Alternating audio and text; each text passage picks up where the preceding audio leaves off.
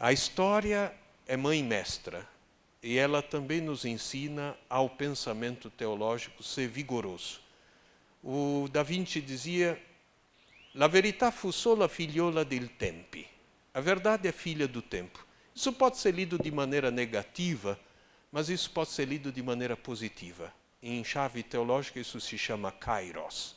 A verdade acontece agora. Ela não é só cronos, ela é kairos. Existe uma identidade ontológica do tempo. Nós precisamos entender o que está acontecendo, senão a gente diz a palavra errada. Então eu quero mostrar nesse tempo como surgiu o Guattespes, que não surgiu do nada, e como ela hoje, como disse Dom Odilo, é um documento vivo, urgentíssimo, para ser vivido, não só para ser lido. Então vamos lá no nosso passeio. Algumas coisas aqui é frescura para os alunos não dormir, América Latina, porque ninguém nem mais sabe o que é América Latina, né? Quais são os países, Antilhas. Como que tudo começou, especialmente aqui com o Sínodo de Líbia, com Turíbio de Mogrovejo, com Nossa Senhora de Guadalupe, isso tem uma importância, eu não vou fazer isso aqui, é um curso para um mês. O Concílio Plenário, onde participaram em 1899 14 arcebispos, 40 bispos, nenhum assessor latino-americano, não teria um teólogo lá para dizer nada. Foi com Leão XIII, um papa brilhante, em Roma, em 1899. Qual era a grande questão? Pensar a evangelização a partir dos moldes da cristandade. Isto seguiu seu percurso e desembocou na primeira Assembleia do CELAM, em 25 de julho, começou em 1955. Eu nem tinha nascido, eu nasci em 56, então a igreja é sempre mais profunda. Protagonistas, um tal de Monsenhor Battista Montini, que era, no momento ainda, um membro do Vaticano, Manuel Larraín, bispo de Talca, Manuelito, como dizia Dom Helder, e o grande Dom Helder já desponta ali, por conta do seu vigor, já conquistado no Congresso Eucarístico do Rio de Janeiro, como bispo auxiliar. Problemas da época: comunismo, falta de padres, tudo endógeno. Seitas, espiritismo, protestantismo, o combate dos protestantes, vocações religiosas e a instrução religiosa. Percebem que são uma temática que está completamente absenta de pensar a realidade latino-americana que estava fervendo, né? Em 2 anos mais, 3 anos mais, acontece Cuba. Em momentos históricos está acontecendo golpes dramáticos em Bolívia, Argentina, e na década seguinte no Brasil e todos os países do Cone Sul. Então é uma igreja ainda completamente fora do planeta. Ela está olhando para algo que não existe mais. É a igreja do Pio X, Pio IX, preocupada com as ausências diante de um Papa preso. E a Igreja América Latina repercute isso de uma maneira mimética muito forte. Mas, ao mesmo tempo, está acontecendo algo por subterrâneos. Nasce em Barra do Piraí, por esforço de um bispo, que depois vai ser o cardeal do Rio de Janeiro, Eugênio Salles, as comunidades de base. Funda-se o CELAM em 55, eu quis mostrar como um marco para conectar as comunidades. E aí vem o nosso concílio, digo nosso porque é nosso mesmo, somos todos filhos e netos do concílio. Eu vou mostrar quantos ainda estão vivos que foram ao concílio. Do Brasil são só 11 pessoas. Então, realmente, nós somos os filhos do concílio, mesmo que aqui uma parte tenha nascido um pouco antes do concílio. Muito antes não vou falar, porque assim fica mais jovial, né? Essa é a frase do grande homem do concílio. Ele não diz uma palavra dentro das aulas conciliares, mas ele articulou o concílio inteiro, especialmente com o cardeal Sünens, Joseph Sünens, que foi o membro maior da presidência. Há gestos que valem como um programa de vida: erguer um candeeiro, afastar as trevas, difundir a luz, mostrar um caminho. Dom Helder Câmara. E esta outra: quando alimentei os pobres, me chamaram de santo. mas quando perguntei por que há tanta gente pobre, me chamaram de comunista. Esse é Dom Helder Câmara. Talvez o maior poeta, o maior bispo, o maior santo que a Igreja no Brasil teve, com um vigor gigante. O concílio aconteceu numa dinâmica que é mais ampla que o documento, uma ampla preparação. O próprio acontecimento, Dom Odilo já falou em 4 sessões, não vou me estender, o resultado dos 16 documentos que estão aí, e a recepção desse concílio, que é tão importante em teologia quanto o texto, para sempre lembrar que a gente é sempre um leitor que, ao ler, captura o texto. O texto pertence ao hermeneuta, não a quem escreveu. A surpresa foi a convocação. João 23 até diz que foi um sopro do Espírito, que nem ele esperava. Está aqui, 25 de janeiro de 1959. Ele fala aos cardeais reunidos e eles levam um mau susto. O mesmo susto que o Bento deu quando falou que ia aposentar. Né? Ficaram com aquela cara de tacho, falando o que está falando esse homem. Né? E o João 23 diz, vocês votaram um velhinho pensando que era o fim da história, mas é o começo. E esse bergamasco, um redondinho, il Papa Buono, ele fez a revolução da Igreja. Revolução no social e no político, vindo daquilo que já estava fervendo em toda a Europa, especialmente. Hitler, Marx, Hegel, Nietzsche, toda essa efervescência que chegou até com Sartre, com os grandes pensadores do existencialismo como Kierkegaard. Isso chegou. Mas também o pensamento interno da Igreja a partir desta conversa. Convocatória de João 23, 11 de setembro de 62, na abertura solene, a Igreja sente o dever de honrar a sua responsabilidade frente às exigências e necessidades atuais dos povos. O concílio é para isso, para a Igreja, como diz Dom Odilo, mostrar que veio no mundo e o que ela tem a aprender do mundo, já que ela tinha passado 250 anos fechada ao mundo, condenando desde os sílabos ao inferno. Chega de condenação. Era a hora agora do diálogo. Era preciso isso, porque a Igreja tinha uma mensagem que nem lhe pertence, da qual ela é só tutora e guardadora, que é o Santo Evangelho. Ela não pode esconder, ela tem que colocar isso na mão da humanidade. A Igreja se apresenta tal como é, e quer ser Igreja de todos, mas particularmente a Igreja dos pobres. Essa frase estremeceu a Assembleia, como ainda hoje a frase de Francisco também estremece. Aqui está um dos pensadores e bispos mais importantes, o de Bolonha, Cardenal Lercaro. Ao concílio faz falta um princípio vivificador, senão o princípio não vai. Qual é o princípio? O mistério de Cristo. Esse é o princípio. Nos pobres, na dignidade dos pobres e no anúncio do Evangelho aos pobres. E aqui estão os pontos do concílio. Se vocês guardarem só isso hoje à noite, eu já estou feliz, volto para casa contente. Aggiornamento, palavra intraduzível, mas pôr-se ao dia, acompanhar a história, sinais dos tempos. Um novo paradigma para compreender a Igreja não existe para si, não tem nenhum sentido olhar para o umbigo, e que o concílio é pastoral e não mais anátema, é o primeiro na história dos 21 que não há nenhuma condenação. Isso é impressionante. Então vamos lá enfrentar a Gaudium et Spes. É um documento que foi pensado já na primeira sessão, especialmente por um homem, Cardeal Synens, dizia assim, se vai fazer um concílio para pensar a Igreja e só olhar para dentro, isso não faz sentido, porque a Igreja fica endógena. Tem que ter o esquema ad intra e ad extra. Foi ele que criou a chave. Para dentro e para fora. A Igreja tem o que celebrar e crer. Ela precisa se reunir, mas ela precisa atuar no mundo, porque ela é uma semente. Então, daí nasceu a Gaudium et Spes. Seria o documento para falar com o mundo, para discutir com o mundo. O grupo de direita, mais ou menos 80 bispos, nunca quiseram esse documento. Tentaram até o fim destruí-lo. Inclusive, manipulando os bispos norte-americanos, porque diziam, eles vão pôr um artigo aí contra a guerra, e isso vai, então, favorecer os comunistas invadirem os Estados Unidos. Lembra que era a Guerra Fria, né? Crise dos mísseis. E os americanos quase caíram na armadilha, mas aí Dom Helder foi trabalhar os americanos.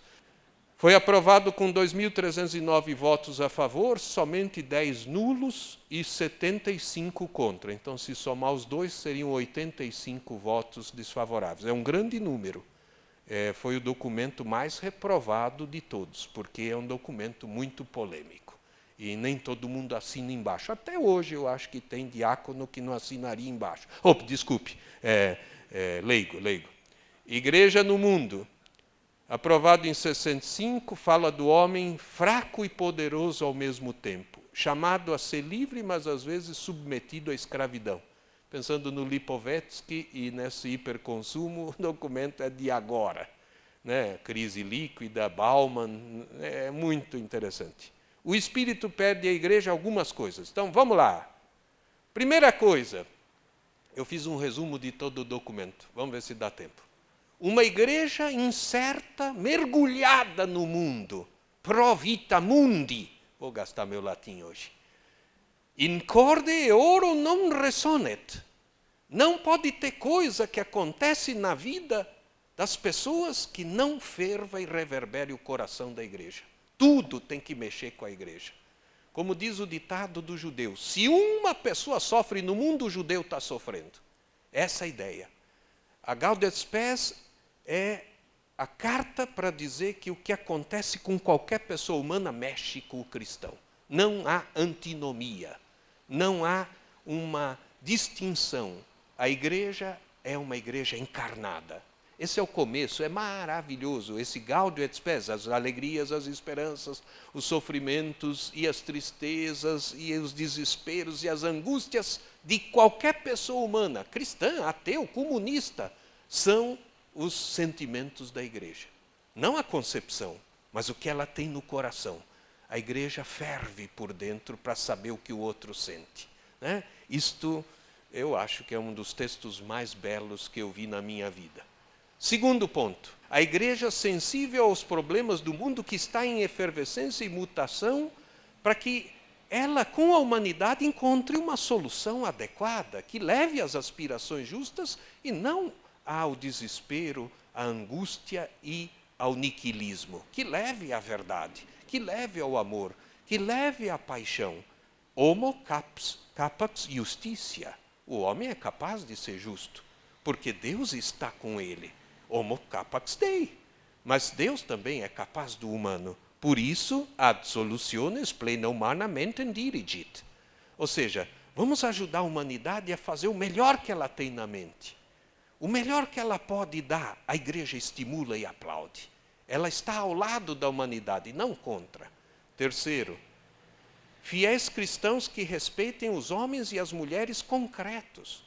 Porque até aquele momento a igreja não respeitava os homens. Ela até colaborou com situações no nazismo, vocês se lembram aí, dramática, de bispos nazistas. Né? Ela colaborou na segregação racial, ela não esteve ao lado do povo negro, das mulheres, quanto machismo até hoje há na igreja. Então aqui é o texto.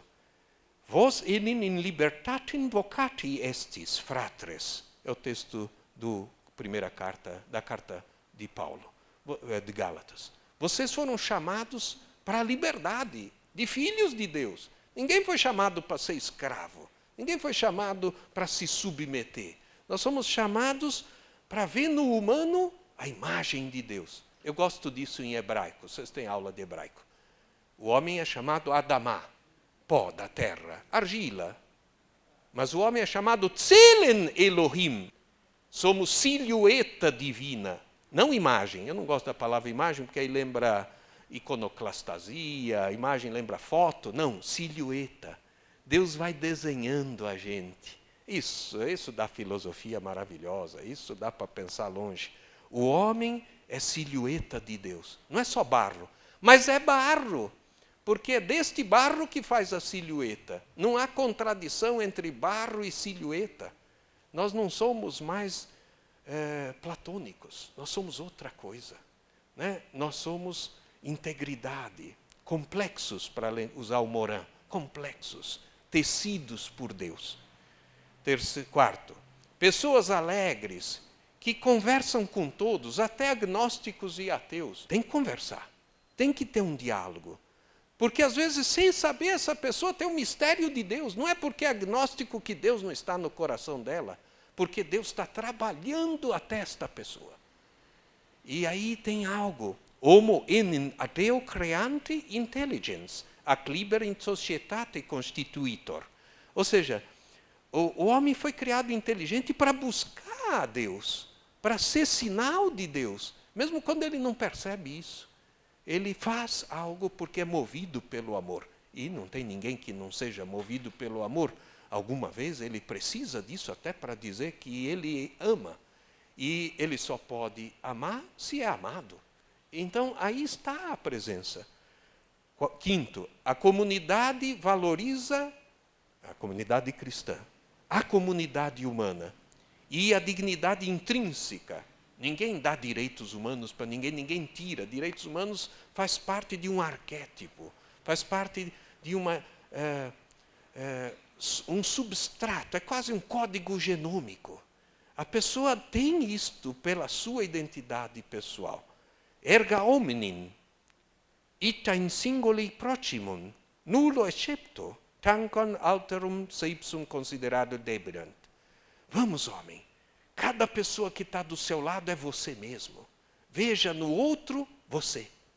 E assim, sem exceção, você considere cada pessoa como um sinal. É lindo isso. Cristãos que acentuem o progresso humano no desígnio de Deus. Tudo tem uma marca de Deus. Uma igreja empenhada na promoção humana e na construção do mundo. Intenção criativa, porque ela também vai lutar com o mundo, mas não mais fugindo dele, pro fuga mundi, pro vita mundi, enfrentando, diagnosticando, dialogando, o que Dom Odilo disse. A igreja diz o que pensa, ouve também o que o outro diz. E aí se cria diálogos. Igreja é diálogo, não é monólogo, não é solilóquio, não é visão autoritária, é comunhão.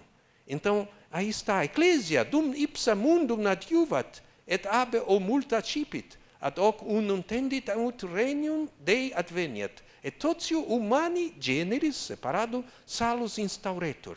Para que a igreja, conversando com todos, consiga colaborar para que o mundo seja mais humano e mais divino, mais bonito, mais belo.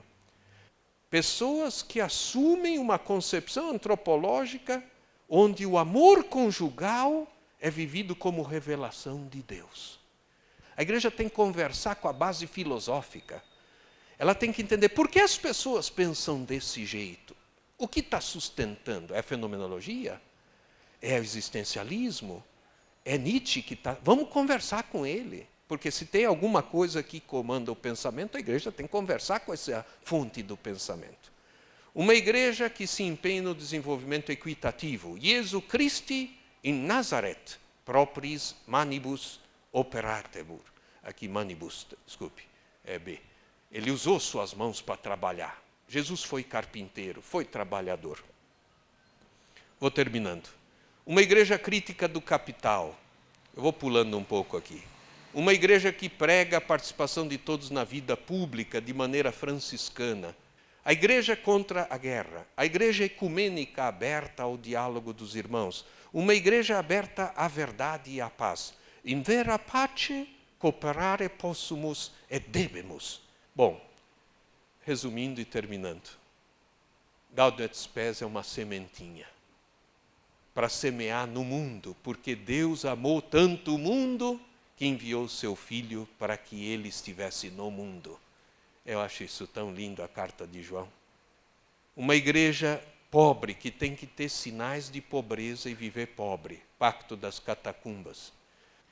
Nasceu algo da Gaudium et Spes no Brasil? Nem cabe no slide, eu nem sei mexer com isso. Aí começou a explodir. Campanha da Fraternidade nasceu da Gaudium et Spes. Foi lá, naquele momento, pensada por Dom Eugênio, lá no Nordeste. Em Natal, começou em 64, no golpe militar, é um paradoxo. Plano de pastoral orgânico, método ver, julgar e agir, leigos adultos, missionários, bispos como Dom Luciano, Dom Ivo, Dom Aloísio, Dom Helder, Dom Romero, Dom Angelelli, padres como Fred Kunz, Antônio Fragoso, todos estão já no céu.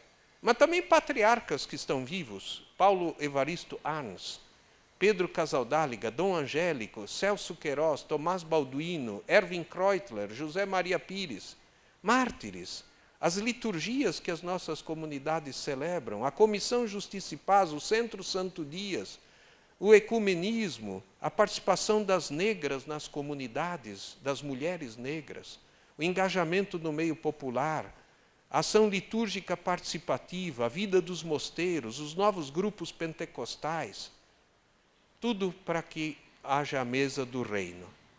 Tudo para que a gente possa fazer viva a Gaudium et Spes. Tarefa para vocês, para mim também. Trabalhar para que a igreja seja uma igreja aberta. Segundo, estimular o protagonismo dos leigos. Assumir a ação de falar com cada pessoa da cidade, numa rede de missionários. E como pede o Papa, e é um pedido da Gaudium et Spes, visitar os últimos. A igreja que é avião ou navio foi feita para voar e para navegar. Não foi feita para ficar parada. Por isso, o sonho é esse, de minha parte. Desperta, ó igreja. Como dizia o lindo livro polonês. Quo vadis, ecclesia? Para onde você vai? Anuncia o Cristo. A igreja não tem que ser como uma babá que cuida de criancinhas para fazê-las dormir. Se fosse assim, seria a igreja da bela adormecida. Quem conhece Jesus sabe que ele tem força e coragem para o anúncio. Da mesma forma, quem recebeu o batismo tem que caminhar, seguir, evangelizar. E quando fazemos isso, a igreja se torna mãe. A igreja não é babysitter para cuidar de bebês. A igreja é mãe para fazer as pessoas serem adultas. A igreja não é babá que cuida de crianças. Quem conhece Jesus tem que anunciá-lo. Eu quero uma igreja pobre para os pobres. Esse é o meu sonho. É o sonho do Francisco. É o nosso sonho. Não pode ser outro, porque se for outro sonho, é a traição do sonho de Jesus. Esse é o sonho da Gaudium et Spes. A igreja mergulha tanto no mundo que ela não é mais mundana. Ela é realmente a semente de Deus. A mundaneidade é um pecado, cometido por gente que às vezes se diz religioso. Este é o problema. A pessoa acaba sendo tão reacionário, tão religioso, que perde a encarnação. A semente é para morrer, não é para ficar guardada. E aí a última frase, me permite, é tomada do maior teólogo da história da igreja, Santo Agostinho. Ama e faz o que quiseres. Se calares, calarás com amor. Se gritares, gritarás com amor. Se corrigires, corrigirás com amor. E se perdoares, esse é o nosso sacramento mais bonito, perdoarás com amor. Se tiveres amor enraizado em ti, nenhuma coisa senão o amor vão ser teus frutos. A Gaudium et Spes é isso. Eu boquei aqui a foto do coração inflamado de Santo Agostinho. Os metodistas gostam muito disso. Coração queimando. Para mostrar que a Gaudium et Spes quer botar fogo no mundo. Quer botar fogo no coração de cada pessoa, para a pessoa saber que é amada por Deus, que é querida por Deus. E quando você diz isso para alguém, você é amado por Deus. Eu quero saber o teu nome, eu quero saber tua história, eu quero saber como você caminha, o que você pensa, o que você luta, quais são os teus valores. Essa pessoa foi capturada pelo amor de Deus. Ela vai seguir seu caminho, mas aquilo vai ser indelével, porque essa é a marca de Deus, que você reconhece no outro alguém que tem o fogo de Deus no seu coração, porque cada um de nós é filho de Deus. Isso é a Gaudium et Spes. É o documento da esperança, é o documento do coração, é o último documento. Alguns dizem, teólogos, exegetas, estudiosos, que ele é o único documento do Vaticano II. Todos os outros são documentos do Vaticano I melhorado. Ele é o primeiro documento em que os bispos disseram: agora aprendemos a música. É isso. Mas aí tinha acabado o concílio, né? E aí terminou. Por isso, o Congar diz assim: o concílio acabou de começar. Tem tudo por fazer. Eu digo a vocês, meus irmãos, irmãs, queridos, Tem tudo para começar agora. Vocês da teologia têm uma tarefa hercúlea pela frente. Fazer acontecer.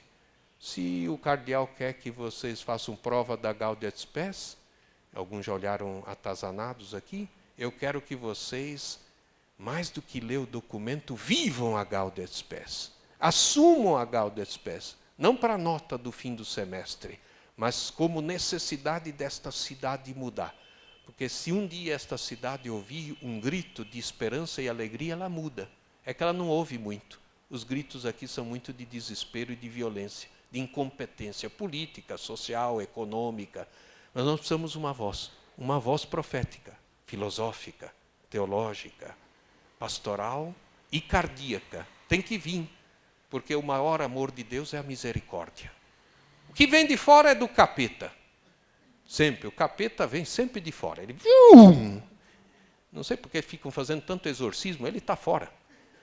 Santo Agostinho diz, o que vem de dentro é de Deus. Por isso Santo Tomás diz, cultive o seu coração, porque aí sai coisa boa. A gente fica preocupado demais com o de fora, só vem capetice. A gente tem que começar a preocupar com o de dentro, porque aí vem o amor de Deus. Louvado seja nosso Senhor Jesus Cristo.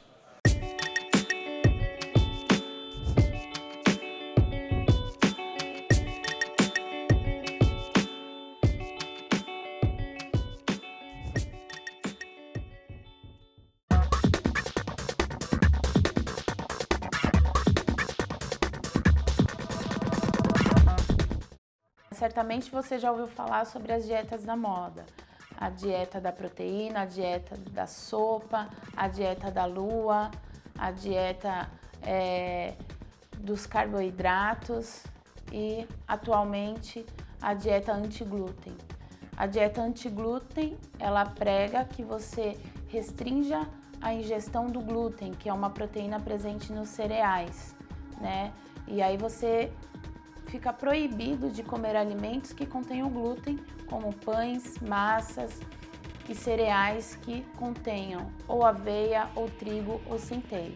Atualmente, a maioria dos alimentos e preparações tem algum desses cereais. Então você fica restrito a poucos alimentos na sua dieta e causa uma deficiência grande de outros nutrientes. Dessa forma, ainda a reeducação alimentar é a melhor saída para o emagrecimento saudável, através de uma alimentação balanceada e a prática regular de atividade física.